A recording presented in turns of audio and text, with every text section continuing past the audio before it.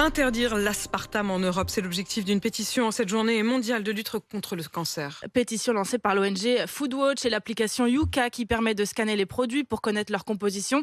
Car l'aspartame est classé cancérogène, additif pourtant utilisé dans de nombreux produits pour remplacer le sucre, des boissons light, des chewing-gums, des yaourts, des produits allégés qui restent malgré tout très consommés par les Français, Lukanich. Caddie à la main, Walid s'apprête à faire ses courses avec un objectif, limiter le sucre autant que possible. J'achète des compotes sans sucre, yaourt sans sucre ou Coca Zéro aussi. C'est mieux pour faire attention à la saline. Dans tous ces produits, le sucre est bien souvent remplacé par de l'aspartame, un édulcorant classé comme cancérogène possible par l'Organisation mondiale de la santé. Pas de quoi dissuader Walid. Il y a plein de produits qui sont cancérigènes. Au jour d'aujourd'hui, il y a plein de choses, même les pots d'échappement, les produits, tout est cancérigène. C'est aussi l'avis de Corinne qui vient d'acheter des confitures allégées. Pour elle, tout est une affaire de quantité. Faudrait pas trop décortiquer tout ce qu'on mange parce que ça serait catastrophique, on mangerait plus rien. Et puis bon, vu la petite quantité qu'on prend, c'est pas énorme. Mais cet édulcorant inquiète 3 organisations qui lancent aujourd'hui une pétition pour demander son interdiction. Parmi elles, la Ligue contre le cancer. Emmanuel Ricard, son porte-parole. Ça ne réduit pas le risque de diabète, ça ne réduit pas le risque de maladies cardiovasculaires. Comme il y a un risque de cancer augmenté, arrêtons de vendre ce produit. Emmanuel Ricard cite d'autres possibilités pour éviter le sucre, comme l'utilisation de la stevia, un édulcorant à base de plantes. C'est la journée internationale de lutte contre le cancer aujourd'hui. Vous dirigez l'association Foodwatch France et vous alertez ce matin sur l'aspartame. L'aspartame, ce faux sucre utilisé pour les produits agroalimentaires. C'est cancérogène possible. Ça veut dire quoi ? L'aspartame, c'est en fait des promesses trahies pour le poids, puisqu'il n'y a aucune démonstration que cette promesse que ça permettrait de contrôler son poids marche. Et en revanche, ce sont des risques pour la santé. Donc des fausses promesses pour le poids, des vrais risques pour la santé. Il est temps de l'interdire partout en Europe. Et en fait, on le retrouve pour soi-disant remplacer le sucre, donc pour donner un goût sucré dans plus de 2500 produits en Europe, dont des sodas, par exemple les Coca Zéro, Pepsi Zéro, ce genre de sodas. En fait, à chaque fois qu'on nous dit zéro, qu'on nous dit sans sucre, c'est quasiment à chaque fois qu'il n'y a pas de sucre, mais il y a de l'aspartame. C'est ce qu'on appelle les édulcorants, en l'occurrence l'aspartame. Alors, la bonne nouvelle, c'est que vous pouvez l'identifier dans la liste des ingrédients, puisqu'il est obligatoire de lister ces ingrédients. Donc, c'est le E951.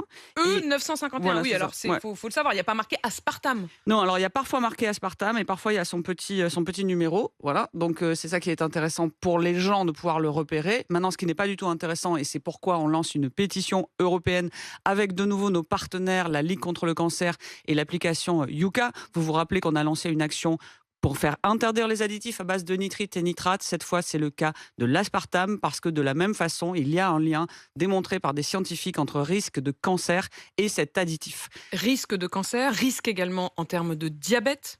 C'est ça, c'est-à-dire qu'en fait, il y a un facteur aggravant pour des risques de santé liés à diabète de type 2, liés à des risques cardiovasculaires. Donc en fait, on a un problème de sucre, d'une offre alimentaire avec trop de sucre. On le disait aussi il y a 2 semaines avec l'enquête de Foodwatch qui montrait que les produits les moins chers sont plus sucrés et qu'il y a trop de sucre de toute façon. Vous nous aviez expliqué qu'on rajoutait y compris du sucre parfois dans des boîtes de conserve de petits pois. Exactement. Donc là où on ne s'y attend pas, l'industrie agroalimentaire a tendance à mettre du sucre ajouté, donc c'est beaucoup trop. Et quand ils prétendent remplacer ce problème lié au sucre par autre chose, on se retrouve avec un additif, l'aspartame, qui en fait présente des risques pour la santé et qui ne résout rien à la question de surpoids. Donc en fait, il faut arrêter ça. Il y a 2 problèmes. Un problème ne remplace pas un problème. Il faut réduire la quantité de sucre et il faut exiger une interdiction européenne de l'aspartame par la Commission européenne et les États membres. La France peut donner l'exemple. J'imagine, Karine Jacquemart, qu'au-delà de la volonté politique, puisque vous lancez cette pétition, puisque vous alertez ce matin, et je le rappelle, avec la Ligue de lutte contre le cancer, avec Yuka, est-ce que vous en avez parlé aux industriels ? J'imagine que vous avez appelé Coca, j'imagine que vous avez appelé les... Qu'est-ce que eux ils disent ? Comment est-ce que eux ils défendent leurs recettes ? Écoutez, franchement, ils défendent rien du tout publiquement. Enfin, j'attends leurs explications et surtout j'attends. Ils ne vous répondent pas. Ils ne répondent pas. Non, mais en fait, ça fait des années déjà que des marques comme Coca, Pepsi et d'autres refusent d'utiliser par exemple le Nutri-Score. Donc, quand il s'agit ne serait-ce que d'informer les consommateurs sur la qualité nutritionnelle des produits, déjà ils ne jouent pas le jeu. Mais quand il s'agit en plus de changer la composition de leurs produits, il y a personne personne. Et c'est pour ça qu'il faut absolument, là encore, que ce soit les États, et en l'occurrence à l'échelle européenne, qui agissent, qui protègent enfin la santé des consommateurs. Si on doit prendre les additifs un par un, on va les prendre un par un. Les nitrites, on attend toujours une interdiction. L'État français n'a fait que réduire et en fait avoir un engagement des entreprises, mais qui est totalement insuffisant. Il faut renforcer la réglementation. Là, c'est pareil sur l'aspartame. Il y a plus de 330 additifs autorisés en Europe. C'est beaucoup trop. Et les toxicologues alertent sur les risques d'effet cocktail, c'est-à-dire quand vous avez des produits où vous avez plusieurs additifs, parfois jusqu'à 30, on n'est pas en mesure de mesurer, si vous voulez, d'évaluer précisément le risque pour la santé de toutes ces interactions chimiques. Donc, il faut réduire. Commençons par les additifs qui ne servent à rien et qui sont dangereux pour la santé. Charles. Mais alors, pas de sucre, pas d'aspartame. Par quoi on remplace? Beaucoup parlent de la stevia. On a Souleymane qui nous dit, moi, j'utilise plutôt du sirop d'agave. Est-ce que ça va dans mon yaourt, dans mon quotidien? Tout ce qui se rapproche des produits les plus naturels, si vous voulez, vont présenter moins de risques chimiques et d'interactions chimiques dont les études scientifiques vont nous révéler au fil de l'eau qu'elles sont risquées pour la santé. Donc privilégions des solutions plutôt naturelles. Attention aussi aux produits ultra transformés pour lesquels il y a aussi des études qui sortent qui nous alertent, dans lesquels il y a souvent des additifs, voire beaucoup d'additifs. Allons vers des choses les plus simples possibles.